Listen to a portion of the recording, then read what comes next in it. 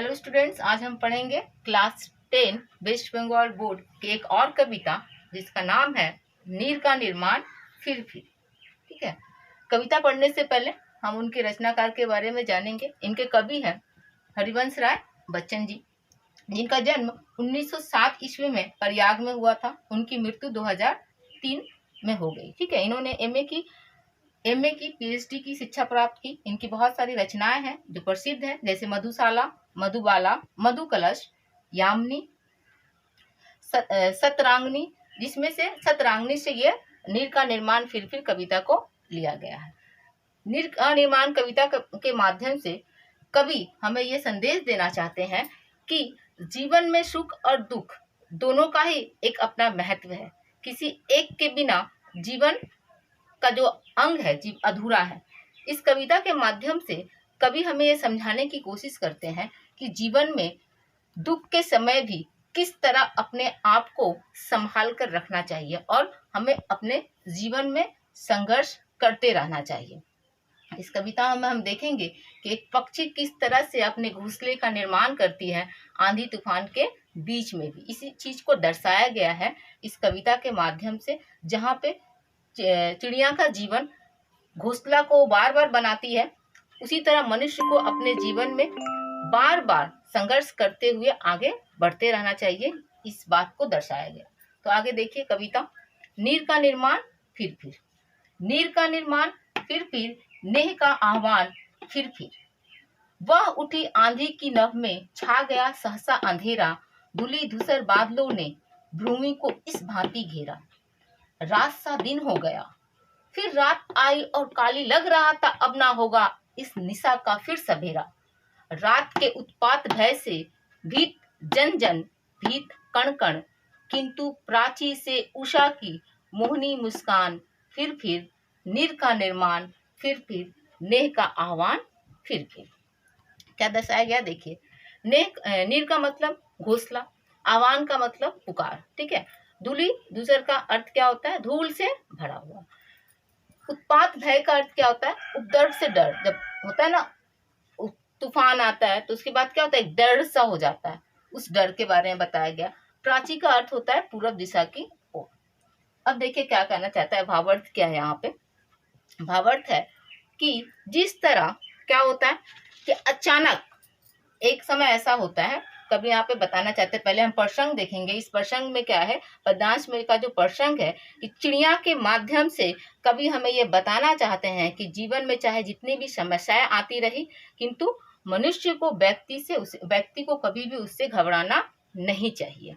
जैसे अचानक देखिएगा जब तूफान आता है ना, बह उठी आंधी की तूफान नभ में। अचानक जब तूफान आती है आकाश में तो क्या होता है, दिन में ही इस तरह से अंधेरा छा जाता है। चारों तरफ क्या होता है, धूल से भरे हुए, चारों तरफ धूल उड़ने लगते, पूरा चारों तरफ भूमि कैसा हो जाता है, पूरा अंधेरा से घिर जाता है। दिन में ही ऐसा महसूस होता है जैसे कि एक रात हो चुका है और अब इस रात के बाद दिन का अब आने का कोई उम्मीद नहीं है। इस तरह का भयंकर जब तूफान आता है तो क्या होता है, उस भयंकर तूफान में भी क्या होता है कि प्राची से मतलब पूर्व दिशा से उषा की किरण, मतलब तूफान खत्म होता है। तूफान के बाद फिर तो सुबह आती है, फिर दिन होता है, तो तूफान खत्म हो जाता है और एक नया दिन हमारे सामने आ जाता है। मोहनी मुस्कान की तरह, मतलब मोहित करना।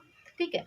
फिर भी इस तूफान के बीच क्या होता है, जब तूफान आता है तो तूफान के आने के बाद सबसे जो नुकसान होता है, सभी का नुकसान होता है, लेकिन चिड़ियों का, पंछी का नुकसान, उनका घोंसला टूट जाता है। लेकिन क्या वो फिर घोंसला नहीं बनाते हैं? बनाते हैं। चिड़िया फिर अपना घोंसला बनाते हैं, फिर अपना संसार को फिर से वो क्या करते हैं, निर्मित करके आगे बढ़ते। यहाँ पे तुलना करते हुए कभी हमसे कहते हैं कि जिस तरह चिड़िया इतने बड़े तूफान के बीच भी ऊपर गगन में उड़ता है और अपने नीर का घोंसले का निर्माण बार बार करता है, तो मनुष्य के जीवन में भी जो समस्याएं रूपी तूफान आती है उससे संघर्ष करते हुए आगे बढ़ते रहना चाहिए। दुख और सुख दोनों ही जीवन के अंग है। अगर सुख का समय क्या होता है, चला जाता है, दुख आता है, तो फिर वापस एक मधुर मुस्कान के साथ, मोहनी मुस्कान के साथ सुख भी अवश्य हमारे जीवन में आएगी। आगे क्या कहते हैं कवि जी देखिए। बह चले झोंके की कांपे, भीम कायावान भूधर, जड़ समेत उखड़ पुखड़ कर गिर पड़े, टूटे बिटप बर, हाथ तिनकों से निर्मित घोंसलों पर क्या ना बीती, डगमगाए जबकि कंकर ईंट पत्थर के महल पर, बोल आशा के विहंगम किस जगह पर तू छिपा था, जो गगन पे चढ़ उठाता गर्व से नीच वच, फिर नीर का निर्माण, फिर ने का आह्वान, फिर। क्या कहते हैं यहाँ पे कवि आगे क्या कहते हैं, प्रसंग क्या है पहले देखिए। प्रसंग कहते हैं कवि जी यहाँ पे देते हैं कि भले ही जीवन में जितनी भी मुसीबत आ जाए, संकट आ जाए, लेकिन मनुष्य को कभी भी निराश होकर हार नहीं मानना चाहिए, उसे आशावादी बने रहना चाहिए। ये प्रसंग है। भावार्थ देखेंगे क्या कह रहे हैं कवि जी।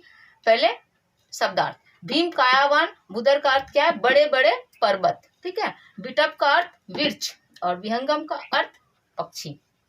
क्या कहते हैं कि बह चले झोंके की कापे, मतलब जब जोर से हवा चलते हैं ना, झोंके मतलब जब पवन की हवाएं जोर से जब चलती है झोंके, तो क्या होता है, तूफान के बीच में क्या देखते हैं कि बड़े बड़े पर्वत हिल जाते हैं, उखड़ जाते हैं। वृक्ष, तूफान में क्या देखते हैं, बड़े बड़े पेड़ जो बहुत नीचे जड़ उसकी बहुत फैली होती है, वो भी उखड़ जाते हैं। तो कहते हैं जब झोंकों से क्या होता है, बड़े बड़े पर्वत हिल जाते हैं, बड़े बड़े वृक्ष उखड़ जाते हैं जड़ समेत, तो सोचो हाथ से निर्मित घोंसलों पर क्या ना बीती होगी, मतलब जो घोंसले तैयार किए गए थे उस पर क्या नहीं बीती होगी, उसे भी तो तकलीफ हुआ होगा। डगमगाए जबकि कंकर ईंट पत्थर के महल पर, क्या तूफान से क्या होता है, कंकर पत्थर के महल भी टूट जाते हैं। यहाँ पे कहने का अर्थ क्या है, जीवन के समस्याओं से, जैसा कि हम देख रहे हैं कि यहाँ पे पंछी की तुलना व्यक्ति से की गई है, और यहाँ पे जो पंछियों में तूफान की बात कही गई है, हमारे जीवन में आए गए संघर्ष का, हमारे समस्याओं की बात कही गई है। तो कहते हैं कि जब कंकर पत्थर से ईंट पत्थर की महलें क्या होती है, डगमगा जाती है, तो सोचो कि पक्षी के द्वारा बनाए गए घोंसलों की स्थिति क्या रही होगी। साथ ही साथ कवि जी क्या कहते हैं कि आशा रूपी पक्षी के माध्यम से हम जो निराश हो जाते हैं, जो लोग, उनको कहते हैं कि हे आशा रूपी पक्षी, तुम कहाँ छिपा बैठा हुआ है, तुम्हें तो सामने आना चाहिए, मतलब मनुष्य को आशावादी होना चाहिए। और क्या करना चाहिए कि इस समस्याओं से लड़ते हुए आगे बढ़ना चाहिए, है ना। जो गगन पे उठ चढ़ता, मतलब गगन के ऊपर जाने का अर्थ क्या है, सफलता की ओर आगे बढ़ता, और बढ़ के क्या होता, क्या गर्व से कहता, नीच वच, मतलब गर्व से नीच वच, मतलब गर्व से छाती को दर्शाते हुए कि हाँ मैं आगे सफलता प्राप्त कर चुका हूँ, यह गर्व दिखाना, गर्व करता अपने आप पे। और क्या करता, फिर से तूफान के बाद, मतलब जीवन में संघर्ष के बाद जीवन से लड़ते हुए क्या करते, नीर का निर्माण, फिर नेह का आह्वान, फिर मतलब कि हमें अपने जीवन में क्या करना चाहिए, संघर्ष से निकलकर जीवन को फिर से निर्मित करना चाहिए। आगे क्या कहते हैं अब हम देखेंगे। आगे देखेंगे क्या कहते हैं कवि जी। क्रुद्ध नभ के वज्रदंतों में उषा है मुस्काती, घोर गर्जन में गगन के कंठ में खक पंक्ति खाती, एक चिड़िया चोंच में तिनका लिए जो जा रही है, वह सहज में ही पवन 49 को नीचा दिखाती, नाश के दुख से कभी दबता नहीं निर्माण का सुख, प्रलय की निस्तब्धता से सृष्टि का नवगान, फिर नीर का निर्माण, फिर नेह का आह्वान, फिर क्या है पहले देखिए शब्दार्थ। क्रुद्ध मतलब क्रोधित, गुस्सा, वज्रदंत मतलब पत्थर के समान कठोर दंत, निस्तब्धता का मतलब होता है सन्नाटा, ठीक है। यहाँ पे प्रसंग क्या है, यहाँ पे प्रसंग है कि जो कवि है, कवि पक्षी के माध्यम से मनुष्य को सांत्वना देकर आगे जुटे रहने की, मतलब निर्माण में जुटे रहने की बात करते हैं, आह्वान करते हैं, और साथ ही ये बताते हैं कि प्रलय के बाद निश्चित ही सृष्टि होती है, जब भी कोई प्रलय होता है उसके बाद ही सृष्टि होती है। भावार्थ देखेंगे क्या कहा जा रहा है। प्रस्तुत पंक्ति में कवि बताते हैं, कवि जी कहते हैं कि आशा की किरण मनुष्य को कभी भी अपने जीवन से नहीं निकालना चाहिए। जैसे कहते हैं कि जिस तरह क्रोध के नव वज्रदंतों में उषा है मुस्काती, चाहे जितना भी है ना, कि जितना भी आकाश में कठोर दंत, मतलब आकाश चाहे जितना भी कठोर हो, लेकिन फिर भी क्या होता है, उषा मुस्कुराती है। उसी तरह जीवन में चाहे जितनी भी समस्याएं हो, आशा रूपी उषा जरूर मुस्कुराती है। और साथ ही क्या कहते हैं कि उस तूफान में भी आप देखिएगा, तूफान के बाद भी जब हवाएं जोर जोर से चलती है तो पक्षियां जो होती है ना, वो कभी थोड़ी देर के लिए शांत हो जाती है। जब तूफान होता है उसके बाद पक्षी का काम शुरू हो जाता है, तिनका हाथ में लेके, हाथ में नहीं, चोंच में लेके चल देती है कहाँ, अपने घोंसले का फिर से निर्माण करने। तो कहती है कि जब वो चिड़ियों का जो स्वर निकलती है, जब चिड़िया झुंड में निकलती है तो उसके स्वर से पूरा आकाश क्या होता है, गूंज उठता है। और एक चिड़िया अपने चोंच में तिनका लिए फिर निकल चलती है उस तेज हवाओं को, जैसे कि क्या कर रही है, आंकती है कि देखो अगर तुम जोर बह रही हो तो मेरी भी हिम्मत कम नहीं है, मैं भी अपनी सृष्टि में लगी रहूंगी। इस तरह का दिखाती है, जैसे कि किस तरह, जिस तरह की 50 से कम क्या है, 49। उसके इसके उपरांत कवि क्या कहते हैं कि नाश के दुख से क्या होता है कि कभी भी चाहे जितना भी देखिए नाश हो जीवन में या दुख हो, तकलीफ हो, कभी भी क्या नहीं होता, निर्माण का सुख नहीं दबता है। यहाँ पे कवि क्या कहना चाहते हैं, बच्चन जी कहते हैं कि जीवन में सुख कभी भी दुख के द्वारा दबाया नहीं जा सकता है। चाहे जितना भी दुख हो, सुख अवश्य आएगा। साथ ही क्या कहते हैं, आगे क्या कहते हैं, प्रलय की, जब जो प्रलय होता है उसके सन्नाटा के बाद, मतलब प्रलय के बाद जो शांति होती है उसके बाद ही सृष्टि का नवगान, मतलब फिर से सृष्टि होती है। जब जब प्रलय होता है तब तक सृष्टि होती है। तो जीवन में चाहे जितनी भी बार बार समस्याएं आए, हम उस समस्याओं से निकल के हमें अपने जीवन में निर्माण करते रहना चाहिए, हार नहीं मानना चाहिए। ठीक है, जैसे नीर का निर्माण फिर नेह का आह्वान फिर।